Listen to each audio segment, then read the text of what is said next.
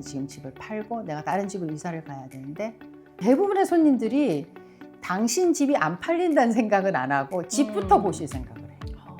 네, 보통 그렇게 해요. 네네. 제가 마음에 드는 집을 사야 되기 때문에 내 집은 분명히 팔릴 건데 먼저 집을 보면 안 되나요? 이렇게 물어보세요. 네.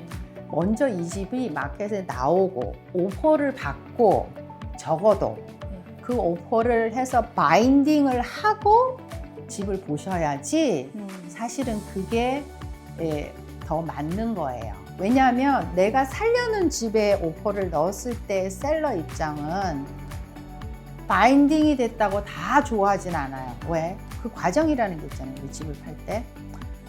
처음에 바인딩 되고 나서 그러면 그 집을 사는 바이어가 인스펙션을 또 하잖아요. 네. 처음에 바인딩 하면 50% 된 거예요.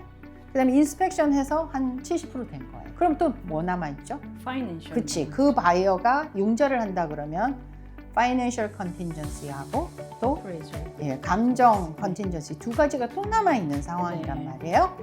그러니까 이 과정이 다 끝난 상태에서 오퍼가 들어오면 이쪽 셀러도 나 팔겠어 너한테 이렇게 나오는데 이게 반쯤밖에 안 가 있으면 이 사람도 이 집을 못 팔면 자기 집을 못 파는 상황이 되는 도미노 현상 또는 전문 용어로 백투백 클로징을 하게 되기 때문에 조바심이 나고 조금 불안한 상황인 거예요. 그렇게 되기 때문에 앞에 클로징이 보일 때 오퍼를 해야 내가 사는 쪽의 셀러도 그 오퍼를 받을 가능성이 많다. 네.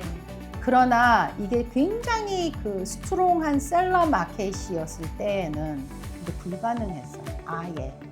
이런 내 집 팔고 당신 집 살게요 이런 오퍼를 밀 수가 없었어요. 그러나 이제 마켓이 좀 바뀌었고 지금 약간 바이어 마켓으로 시프트가 좀 됐다고 하니까 지금 이런 오퍼도 우리가 들이밀 수가 있는 거죠. 네. 그죠?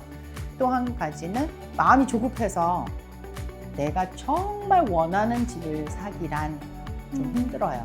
그죠? 그렇죠. 심리적으로 그렇지. 압박이 조건이 걸려 있는 상황이라서 약간 압박감이 있는 상태에서 집을 살 수밖에 없어요. 그래서 기존 주택을 살 때는 그런 굉장히 인텐스한 과정을 거쳐야 되기 때문에 에이전트가 그거에 대한 얘기를 해 주실 필요가 있어요.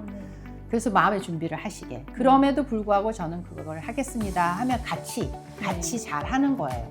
못하거나 불가능하지 않아요. 그러니까 가능은 하지만 굉장히 다양한 일들이 벌어질 수 있어서 그거에 대해서 마음에 대비를 해야 한다. 이제 그런 게 있고요.